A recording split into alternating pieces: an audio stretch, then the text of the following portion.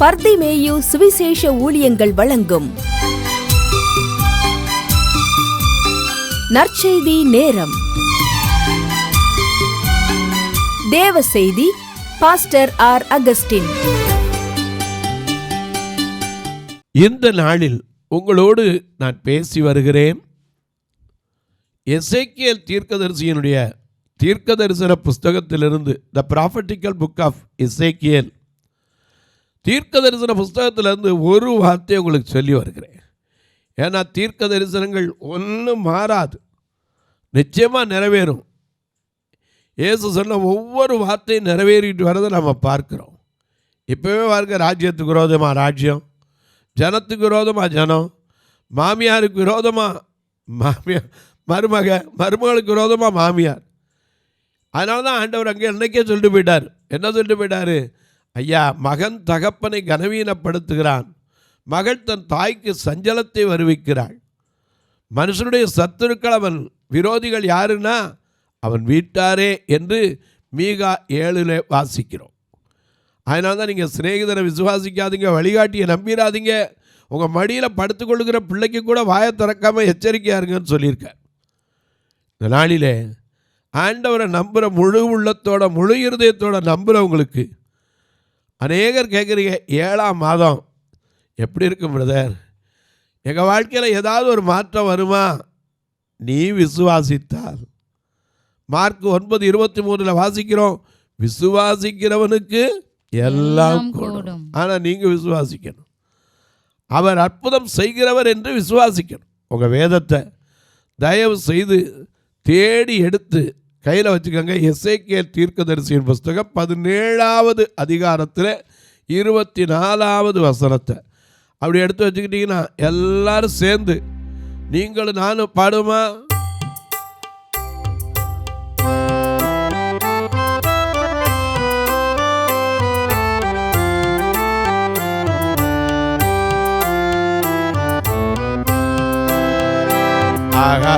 அற்புதமே அவர் நடத்துதலே, ஆனந்தமே பரமானந்தமே, நன்றியால் உள்ளமே மிக பொல்கிடுதே, நாமல்லேலோயா துதிசா போன்றியால்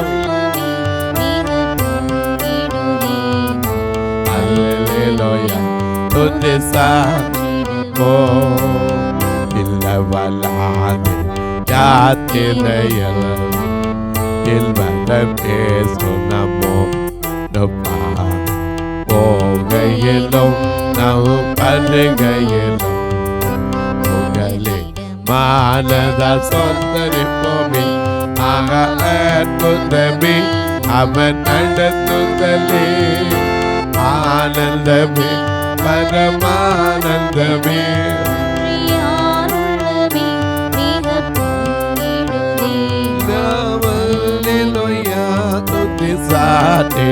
ஓ நன்றியால்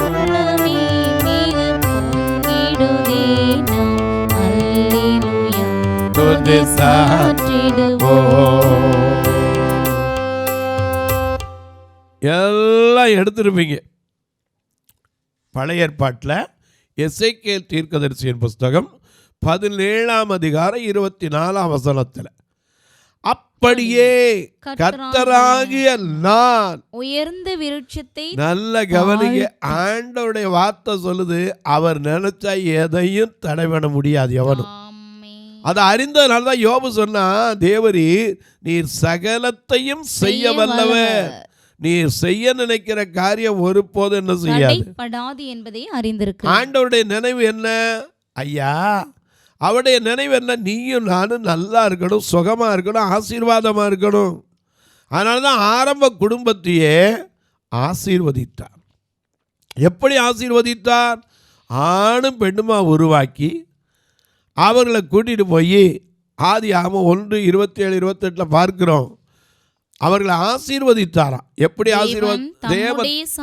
தம்முடைய சாயலாகவும் மனுஷனை சிருஷ்டித்தார், தேவ சாயலாகவே சிருஷ்டித்தார், ஆணும் பெண்ணுமாக சிருஷ்டித்தார். பின்பு தேவன் அவர்களை நோக்கி நீங்கள் பழுகி பெருகி. பூமியை நல்ல கவனிங்க, பழுகினா என்னது? நல்லா ஒருத்தருக்கு நல்ல சந்தோஷமா இருந்து பெருகி, மல்டிபிகேஷன். எல்லா காரியத்திலும் நீங்க பெருகணும். ஆண்டவர் குறைவே இருக்கக்கூடாதுன்னார். ஏன்னா நம்முடைய பாடுறோம் என்ன சொல்றோம்? என் தேவன் தம்முடைய மகிமையின் செல்வத்தினாலே உங்கள் குறைவுகள் எல்லாம் என்ன செய்வார்? இயேசுவுக்குள் நிறைவாக்கி ஆசீர்வதிப்பார். மகிமையில மட்டுமல்ல, இம்மையிலும் ஆசீர்வதிக்கிற தேவன், மறுமையிலும் ஆசீர்வதிக்கிற தேவன். அவங்கள பார்த்து சொன்னார், நீங்கள் பூமியில பழுகி பெருகி பூமியை நிரப்பி. இப்ப ஜனத்தை பார்த்தீங்கன்னா எவ்வளவு பெருகி இருக்கு. எனக்கு அன்பாலே, பூமியில பழுகி பெருகி பூமியை நிரப்பி அதை கீழ்ப்படுத்தி சமுத்திரத்தின் மச்சங்களைனா என்னது? சமுத்திரத்தில் எல்லா மச்சங்களும் மீன் இருக்கு. இன்னைக்கு வீட்டுக்கு போனீங்கன்னா கேட்குறீங்க, ஊழி மீன் வேணுமா, வாழை மீன் வேணுமா, இல்லையா இறால் வேணுமா, எத்தனை வகையான மீன், மத்தி மீன் வேணுமா, சுத்த மீன் வேணுமா, சுறா மீன் வேணுமா, எல்லாத்தான் கடவுளை படைச்சி வச்சுருக்கார். வீட்டில் கூட நீங்கள் சாஸ்திரத்துக்கு கட்டுற சங்கு மாலை, சோவி மாலை, இதெல்லாம் எங்கேருந்து வருது? எல்லாம் கடல்லேருந்து கொட்டி வச்சுருக்கார். அத்தனை கடற்கரை செல்வதை போல கொட்டி வச்சுருக்கார். எனக்கு கண்பானவர்களே, பழுகி பெருகி பூமியை நிறைத்து அதை கீழ்ப்படுத்தி நீங்கள் சமுத்திரத்தின் மச்சங்களையும் ஆகாயத்து பறவைகளையும் பூமியின் மேல் நடமாடுகிற சகல ஜீவ ஜந்துக்களையும் ஆண்டு கொள்ளுங்கள் என்று சொல்லி தேவன் அவர்களை ஆசீர்வதித்தார். அதனாலதான் நம்ம கல்யாணத்தில் கூட பாடுற ஆசீர்வதியும் கர்த்தரே பாடுறோம்ல, அவனை ஆசீர்வதித்தார். என்ன நம்ம பாடுறோம், இன்று முதல் நான் உன்னை ஆசீர்வதிப்பேன்,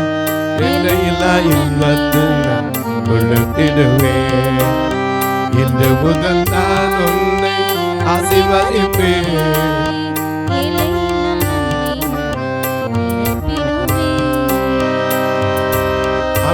என்று முதல் நான் உன்னை ஆசீர்வதிப்பேன் தான் சொல்லியிருக்கார். இஸ்ரவேலை ஆசீர்வதிப்பதே கர்த்தருக்கு பிரியம். அவருடைய கரம் ஆசீர்வதிக்கப்படாதபடிக்கு குறுகவில்லை என்று எண்ணாகமம் 11:23 வாசிக்கிறோம். அவர் ஆசீர்வதிக்கும் தெய்வம். யாரை ஆசீர்வதிப்பார்? எல்லாரையும் வாழணும். பிரியமானவனும் ஆத்துமா வாழ்கிறது போல நீ எல்லாவற்றிலும் வாழ்ந்து சுகமா இருக்கணும். உன் சுக வாழ்வு சீக்கிரத்தில் துளிர்க்கும் என்று தான் சொன்னார். எனக்கு அன்பாவுள்ள காரணம் என்ன? கர்த்தராகிய நான், அவர் தான் அதை சொல்ல முடியும். இன்னைக்கு நாம சொல்லுவோம், சில இடத்துல நான் செய்கிறேன் அதை செய்கிறேன் எது செய்கிறோமோ ஒன்றும் செய்ய முடியாது போயிடும். நான் என்கிற வார்த்தை அவர் மட்டும்தான் சொல்லலாம். ஒரு மனுஷன் சொன்னதுனால தான் கடைசியில் மாடாகி போனான், புல்லு கடிச்சான், மறந்துடக்கூடாது. கர்த்தராகிய நான் உயர்ந்த விருட்சத்தை தாழ்த்த முடியும். யோபு பெரிய பணக்காரன். என வேதத்தில் வாசிக்கிறோம். யோபுவின் புஸ்தகம் 1ஆம் அதிகாரத்திலே அவனை குறித்து இன்ட்ரோடக்ஷனே சொல்லப்பட்டிருக்கு. ஊஸ் தேசத்திலே யோபு என்னும் பெயர் கொண்ட ஒரு மனுஷன் இருந்தான். அந்த மனுஷன் உத்தமன் சன்மார்க்கனும். குணத்துல அவனை பத்தி சர்டிபிகேட் கொடுக்கிறார். உத்தமனும் சன்மார்க்கனும், தேவனுக்கு பயப்படுகிறவன், பொல்லாப்பை கண்டால் விலகி இருந்தான். அவனுக்கு 7 குமாரர் 3 குமாரத்திகள் 10 பிள்ளைகள் இருந்தாங்க. அவனுக்கு 7000 ஆடுகளும். நல்ல கவனிங்க, அவருடைய ஆசீர்வாதத்தை கவனிங்க. 7000 ஆடுகளும் 3000 ஒட்டகங்களும். ஒட்டகங்கிறது அந்த இப்போ இந்த காலத்தில் இருக்க ஸ்போடோ கார் மாதிரி ஒரு ஒட்டகம் இருந்தால். இன்னைக்கு ஸ்போடோ கார் எத்தனை பேரால் வச்சிருக்க முடியுது? சாதா கார் வச்சுதாலே சொன்னால் உள்ள ஆயில் போத்திட்டு வரக்குள்ள 15,000 ரூபா ஆயிடுதுன்னு. ஒட்டகம் அது முதல்ல எவ்வளவு? 7000 ஒட்டகங்களும் 7000 ஆடுகள் 3000 ஒட்டகங்கள் 500 ஏறு மாடுகள் 500 கழுதைகளும் மிருக ஜீவன்கள் இருந்ததும் அன்றி திரளான பணிவிடைக்காரரும் இருந்தார்கள். வேலைக்காரன் கூப்பிட்டா ஒருத்தன் அந்த அளவுக்கு ஆசீர்வதித்திருந்தார். அதனால் போதும். ஏன்னா எனக்கு அன்பானவர்களே, அவர் மனுஷனை அவரால் உயர்த்த முடியும். ஆடு வைக்கிற தாவீதை எங்க கொண்டு வைக்க முடியும்? அரியணையில் ஏற்ற முடியும். அடிமையா கொண்டு போகப்பட்ட யோசேப்பை பார்வோனுக்கு அடுத்த இடத்துல வைக்க முடியும். வாட்டில் ஒரு வாசலில் கேட் கீப்பராக இருந்த மொர்தெக்காயை எஸ்தரின் புஸ்தகம் 10ஆம் அதிகாரத்தில் 3ஆம் வசனத்தில் பார்க்கிறோம். ராஜாவுக்கு அடுத்த இடத்துல அவனை கொண்டு வர முடியும். எனக்கு அன்பார்களே, அவர் ஒரு மனுஷனை தாழ்மையிலிருந்து நோக்கி பார்த்தாருன்னா போதும், உன்னை உயர்த்த முடியும். அதே சமயத்தில் உயர்ந்திருக்கிற ஒரே நிமிஷத்தில் அவரால் தாழ்த்தவும் முடியும். நம்ம அநேக நேரம் இந்த மறந்துடுறோம்.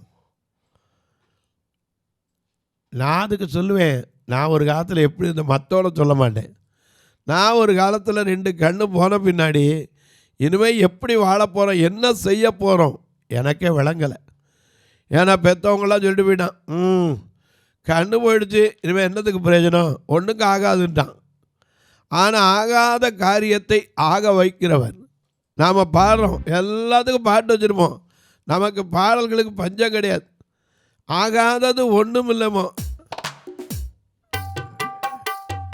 ஆகாதது ஒன்றுமில்லை, உம்மால் ஆகாதது ஒன்றுமில்லை, ஆகாதது ஒன்றுமில்லை, ஆகாதது எதுவும் இல்லை, உம்மால் ஆகும் எல்லாம் ஆகும், உம்மால் ஆகும் எல்லாம் ஆகும், ஆகாதது எதுவும் இல்லை, உம்மால் ஆகாதது எதுவும் இல்லை.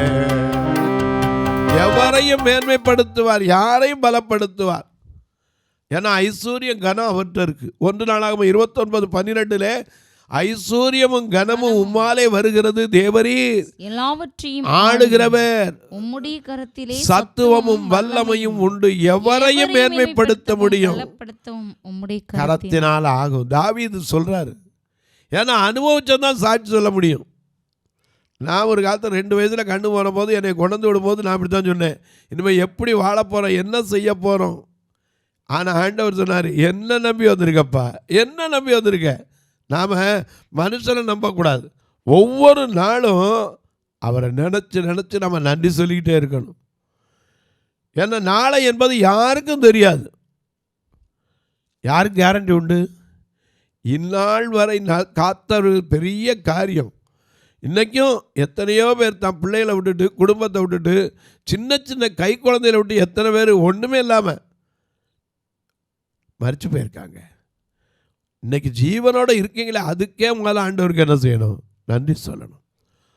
கவலைப்படாதீங்க, நிச்சயமாக அவர் வந்துடுவார். ஒரு காலத்தில் ஜபன் ஓடினவர் தாங்க இப்போ பின்னிட்டு பார்க்குறாருங்க. எனக்கு அன்பால் ஒன்று நீங்கள் தெரிஞ்சுக்கங்க, ஐயா ஒன்றுமே இல்லாமல் போகிறதோட இருக்கிறது எவ்வளோ பெரிய ஆசீர்வாதம். அதனால தான் போதும் என்ற மனதுடனே கூடிய தேவ பக்தியே மிகுந்த ஆதாயம். போதுங்கிற எண்ணம் நமக்கு கொடுத்துருக்கிறது போதுங்க. ஏன்னா அவருக்கு என்ன தெரியாது, எல்லாம் தெரியும். அவரால் முடியாது என்ன, எல்லாம் முடியும்.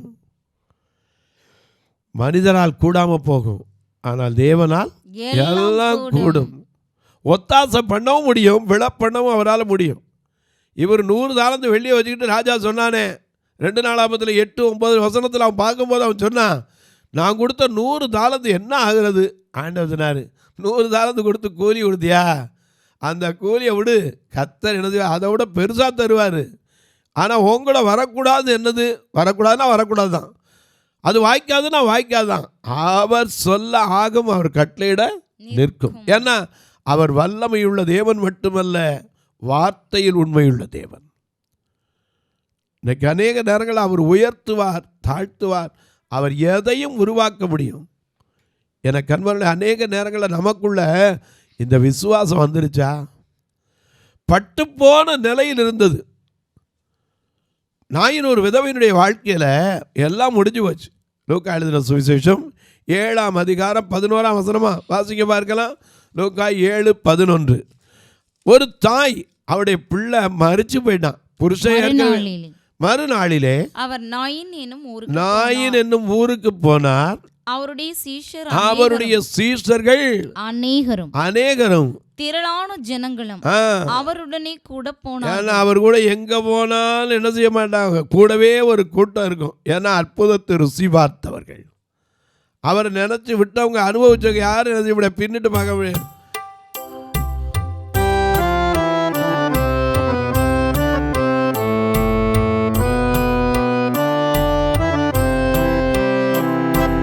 லேசான காரியம், லேசான காரியம், உமக்கது லேசான காரியம்.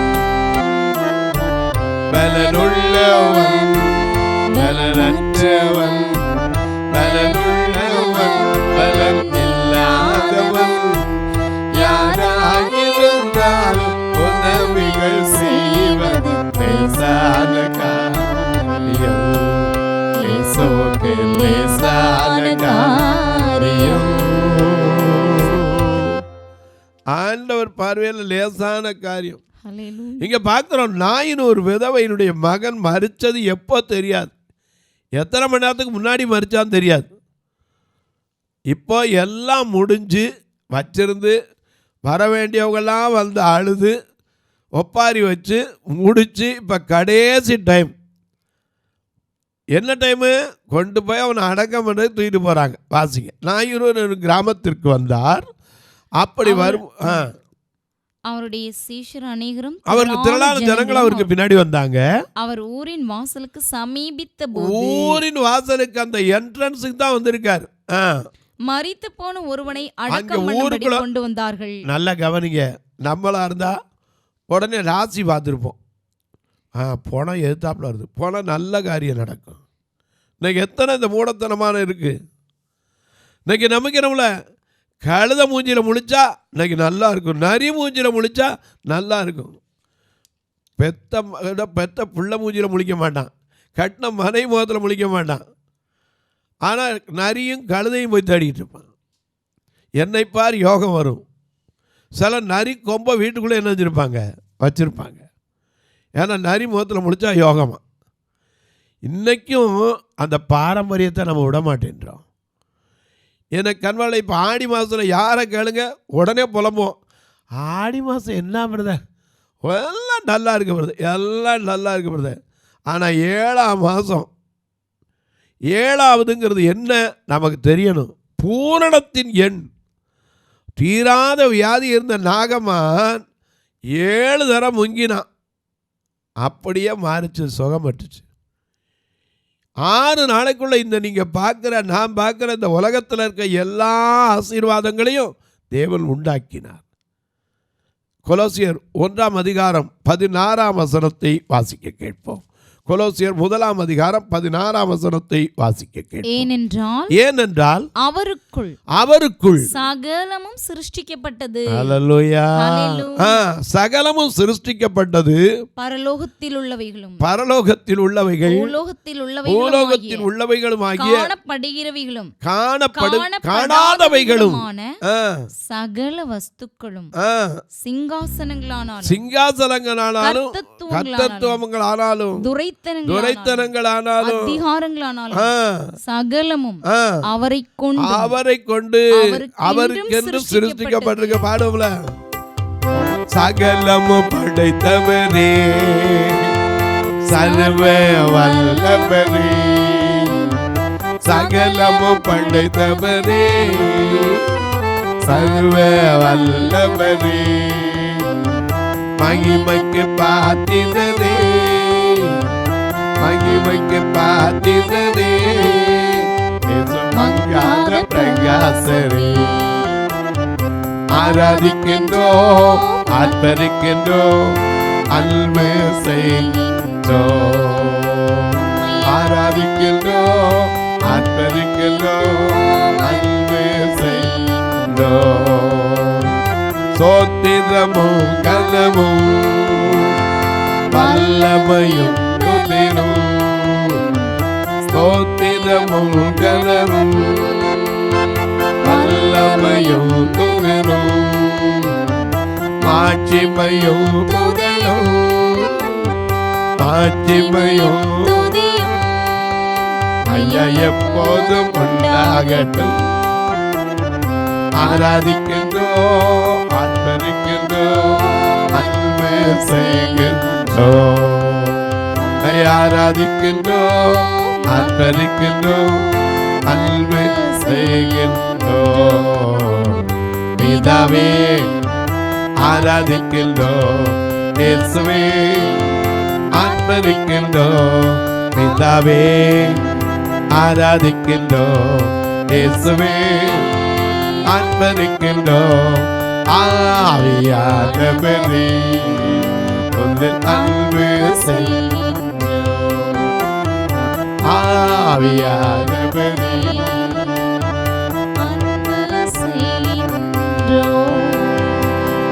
சகலத்தையும் படைத்தவர். கொலோசியர் 1:16 திரும்ப வாசிக்கப்பா, அருமையான ஒரு வசனம். ஏனென்றால் அவருக்குள் சகலமும் சிருஷ்டிக்கப்பட்டது. ஆனா யாருக்காக? நமக்காக. சகலமும் அவருக்குள் சிருஷ்டிக்கப்பட்டது. பரலோகத்தில் உள்ளவைகளும், நாம நினைக்கிறோம் பரலோகத்துல போனா நரகம், சொர்க்கம், என்னென்னமோ தண்டனை, நியாய தீர்ப்பு எல்லாம் இருக்குங்கிறோமே. அந்த பரலோகத்தில் உள்ளவைகள், பரலோகத்தில் உள்ளது என்னது? முதல்ல பரலோகம்னா என்னன்னு தெரிஞ்சுக்கணும். ஆதியாகமம் 1:1 வாசிக்கிறோம், தேவன் வானத்தையும் பூமியையும் சிருஷ்டித்தாருங்குதே. வானம்னா என்ன ஆங்கிலத்தில்? ஹெவன். ஹெவன்னா என்னது? பரலோகம். நாம சும்மா சொன்னோம்னா ஸ்கை அப்படிங்கிற ஆங்கிலத்தில் ஆகாயம். ஆனா ஹெவன்கிறது பரலோகம். ஏசாயா 66:1 அவரை சொல்ல, வானம் எனது சிங்காசனம். அப்போஸ்தலர் 3:17 அக்காலத்தில் எருசலேமை கர்த்தர் தேவனுடைய சிங்காசனம் என்று சொல்லுவார்களாம். பரலோகத்தில் உள்ளவைகளையும் சரி, பூலோகத்தில் உள்ளவைகளையும் சரி, காணப்படுகிறவைகளையும் சரி, காணப்படாதவைகளையும் சரி, சகல வஸ்துக்களும் சிங்காசனங்களானாலும், துரைத்தனங்களானாலும், கர்த்தத்துவங்களானாலும், அதிகாரங்களானாலும் சகலமும் அவரை கொண்டும் அவருக்கென்றும் சிருஷ்டிக்கப்பட்டது. அந்த சிருஷ்டிக்கப்பட்ட தம்முடைய சாயல்ல ஒன்னை என்னை உருவாக்கி தமக்குரிய அதிகாரத்தை, ஆசீர்வாதத்தை எல்லாம் நமக்கு கொடுத்தாரே. அவரால் முடியாத காரியம் உண்டா? ஒன்றுமில்லை. தொலைக்காட்சியில் பார்க்கிற என் அன்பு மக்களே, இந்த நிகழ்ச்சியை நாள்தோறும் பார்க்குறீங்களே, கேட்குறீங்களே, பரவசம் அடைகிறீங்களே, ஒரு வார்த்தை ஜெபம் பண்ணுறீங்களா? இது தொடர்ந்து வரணும், இதற்கான தேவைகள் சந்திக்கப்படணும். ஏன்னா ஏதோ ஒரு வெளிநாட்டு பணம் எங்கேருந்தோ வருதுலாம் கிடையாது. வாங்க, தாராளமாக வந்து பாருங்கள். எந்த வெளிநாட்டு பணமும் எங்கிட்ட கிடையாது. இந்த தமிழ்நாட்டுக்குள்ளே, நாம் வாழ்கிற தமிழ்நாட்டில் ஏழை மக்கள், அன்றாட கூலி வேலை செய்கிற மக்கள் எத்தனையோ பேர் கேட் கீப்பராக இருக்காங்க, வாட்ச்மேனாக. 100 ரூபா காணிக்கப்படுறவங்களாம் உண்டு. இப்படிப்பட்டவர்களை கொண்டு தான் இந்த நிகழ்ச்சியை கர்த்தர் நடத்தி வருகிறார். பெரிய ஐஸ்வர்யவான்கள் அல்ல. ஏன்னா அவருக்கு லேசான காரியம் எதையும். எனக்கு அன்பானவர்களே, நீங்களும் தாராளமாக இதற்காக ஜெபிங்க. ஏன்னா தினந்தோறும் வருவதற்கு தேவைகள் சந்திக்கப்பட ஜெபிங்க. எங்கள் சபையில் தங்கியிருக்கிற வயதானவர்களுக்கு இப்போ ஒரு அறை கட்டி வரோம். ஏன்னா ஆண்களும் பெண்களும் ஒன்றா இருக்கிறாங்க. அது என்ன தான் வயதானவங்களாக இருந்தாலும் தனித்தனியாக தான் வைக்கணும். ஏன்னா அவங்களுடைய சௌரியங்கள், சூழ்நிலைகள் வேறு, இவங்களுடைய சூழ்நிலைகள் வேறு. பெண்மை குறித்து பெண்களுக்கு தெரியும், ஆண்களை குறித்து ஆண்களுக்கு உங்களுக்கு தாராளமாக தெரியும். அதனால் இவங்களை, பெண்களை நான் என்ன சொல்கிறேன், நைட்டு தூங்கும்போது ஆலயத்தில் படுக்க சொல்கிறேன். எனக்கு அது பெரிய மனபாரம். நீங்கள் எப்படி நினைக்கிறீங்களோ தெரியாது. ஆலயத்தில் நான் படுக்கிறத விரும்பவே மாட்டேன், விரும்பவும் கூடாது. ஆகையினால அதற்கென்று ஒரு அறை பெண்களுக்குன்னு கட்டி வரோம், வயதான தாய்மார்களுக்காக. ஏன்னா பார்வையற்ற வயதான தாய்மார், நல்லா கவனிங்க, பார்வை உள்ளவங்களுக்கும் வந்தால் ஏதோ ஒன்றுமே இல்லைன்னு வந்தால் அப்படி எடுத்துக்குவோம். அதுக்காக எல்லோரும் இல்லை, பார்வை இல்லாதவங்களுக்கு தான் முக்கியத்துவம் கொடுக்குறோம். இந்த பார்வை இல்லாத வயதானவங்களுக்கு, பெண்களுக்கு ஒரு அறை கட்டி வரோம். இதற்கென்று பலரை எழுப்பித்தர ஜெபிங்க. அது மட்டுமல்ல, தொலைக்காட்சி வழிதுக்காக ஜெபிங்க. ஆலயத்துக்கு மட்டும் கூட்டிகிட்டு வர்றதுக்கு வாரத்துக்கு 4000 ரூபா, அதுக்கு மேலே தான் கொடுக்கணும். ஏன்னா எல்லாரும் நிறைய ஆட்கள் வரட்டும், ஆலயம் நிரம்பி வெளியிட்டும்பாங்க. நான் சொல்லுவேன், ஆண்டவரே என்னால் கொடுக்குறதுக்கு ஒன்றும் கிடையாது, கொஞ்சமாக கூட்டிகிட்டு வாங்க, ஜெபம் பண்ணுவேன். ஏன்னா ஒவ்வொரு வாரம் 4000 வேணும் கொடுக்கணும், மாதம் 16000 வாடகை கொடுக்கணும். அதுவும் 2 ட்ரிப் அடித்தா, அதுக்கு மேலே இன்னும் 2 ட்ரிப் அடித்தா ஒவ்வொரு ட்ரிப்புக்கு காசு கூட்டிக்கிட்டே போயிடும். 2 ட்ரிப் அடிக்கும்போது 1500 கொண்டு வரதுக்கு, திரும்பி கொண்டு விடுறதுக்கு. நான் எங்கே போகிறது? நீங்களும் இதற்காக ஜெபியுங்கள். கர்த்தர் உங்களை ஏவினால் ஒரு நாள் நல்ல உணவு கொடுக்க உதவலாம், ஊன்றுகோலை கொடுக்க உதவலாம், ஒரு உடையை கொடுக்க உதவலாம், இவங்களுக்கு பைபிள் கொடுப்பதற்கு உதவலாம், ஏன் கட்டுமான படிக்க உதவலாம், தொலைக்காட்சிக்கு உதவலாம், பார்வையற்றோருக்கு பிறந்த பிள்ளைகளுடைய கல்விக்கு உதவலாம். என் 2 கண்ணுறாங்களும் இன்றைக்கி வருஷத்துக்கு ஒரு திருமணம் செய்கிறோம், இந்த திருமணங்களுக்கு உதவலாம். ஆனால் கட்டாயமில்லை, விசனமாக இல்லை. எப்படி பிரதர்? இதில் 2 நம்பர் வந்துக்கிட்டே இருக்கும், ஜிபே, ஃபோன்பே. இது வழியாக நீங்கள் தொடர்பு கொள்ளலாம். ஒருவேளை நான் பில்லு வைக்கணும் அப்படின்னு ஒரு காரியம் உங்களுக்கு உண்டுன்னா என்கிட்ட ஃபோனில் பேசுங்க, உங்களுக்கு அதுக்கான நம்பர், அக்கௌண்ட் நம்பர் தரேன். நீங்கள் அது வழியாக வந்து அதில் தொடர்பு கொள்ளும்போது உங்களுக்கு அதற்கான காரியத்தை செய்ய முடியும். உங்கள் ஜெபக்காரி எது இருந்தாலும் காலை 10லேருந்து 5 மணிக்குள்ளே. ஏன் பிரதர், நான் தெருவில் பிரசங்கம் பண்ணுற ஆள், காலையில் வந்துட்டு போயிடும், நீங்கள் ஃபோன் அடித்து ஐயோ எடுக்கலையேன்னு வருத்தப்படக்கூடாது. அது மாதிரி சாயந்தரம் 5 மணிக்கு மேலேயும் வெளியே பிரசங்கத்துக்கு போயிடுவேன். ஒருவேளை அவசரம் அப்படின்னு இருந்தால் கூப்பிடுங்க. நான் ஃபோனை எப்போ கையில் வச்சுக்கிட்டே போயிட்டு இருந்தால் சுவிசேஷம் சொல்ல முடியாது, மற்றவங்களுக்கு ஜெபம் பண்ண முடியாது. அதனால் காலை 10லேருந்து 5 மணிக்குள்ளே எப்படியாவது நான் இல்லாட்டம் ரெக்கார்டிங்கில் இருந்தால் கூட மற்றவங்க எடுப்பாங்க. எடுத்தவங்க என்கிட்ட சொல்லுவாங்க, நான் உங்களுக்காக ஜெயிப்பேன். நீங்களும் உங்கள் ஜெபக்காரியத்தை டைரக்டாக சொல்லணும். 10லேருந்து 5க்குள்ளே தொடர்பு கொள்ளுங்க. இப்போ உங்களுக்காக ஜெபிக்கிறேன். நல்ல பிதாவே, நன்றியோடு துதிக்கிறோம் சுவாமி. எவரையும் மேன்மைப்படுத்துகிறவர், யாரையும் பலப்படுத்துகிறவர், எந்த நிலையில் இருந்தாலும் அற்புதம் செய்கிறவர். உம்மை நம்பி உம்மை நோக்கி பார்த்து யார் யார் எந்தெந்த நிலையில் உம்மை நோக்கி பார்த்து கண்ணீர் வடிக்கிறார்களோ, சிலெல்லாம் வெட்கத்தை விட்டு சொல்ல முடியாமல் இருக்கலாம். எனக்கு ஒரு உதிரப்போக்கு இருக்குது, எனக்கு ஒரு குறிப்பிட்ட இடத்துல ஐயா வெளியே சொல்ல முடியாத வியாதி இருக்குது, என் வயிற்றில் ஒரு கட்டி இருக்குது, அல்லது ஐயா எனக்கு வெளியே சொல்கிறதுக்கே வெட்கப்படக்கூடிய நிலைக்கு என் சரீரத்தில் ஒரு குறை உண்டுன்னு சொன்னீங்கன்னா, தாராளமாக இந்த நேரத்தில் ஆண்டவருக்கு நேரம் உங்கள் கையை மட்டும் தூக்கி வைங்க. ஏன்னா ஒத்தாசை அங்கேருந்து தான் வரும். ஒத்தாசை பண்ணவும் விழப்பண்ணவும் அவரால் கூடும் என்று யாத்திராம 25:8-9 வாசிக்கிறோமே. அந்த ஒத்தாசை அனுப்புகிற தேவனுக்கு நேராக உங்கள் கரத்தை உயர்த்தி, ஆண்டவரே என் கரத்தை தொட்டு நீங்கள் ஆசீர்வதிங்க, என் கரத்தை தொட்டு ஆசீர்வதிங்கன்னு சொல்லி கூப்பிட்டு பாருங்க.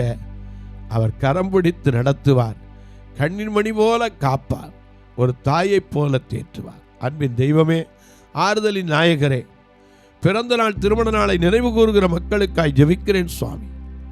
ஒவ்வொருடைய கண்ணீர் கவலைகள் மாறட்டும், வேதனைகள் விலகட்டும், மனதில் இருக்கிற வியாகுலங்கள் மறையட்டும்.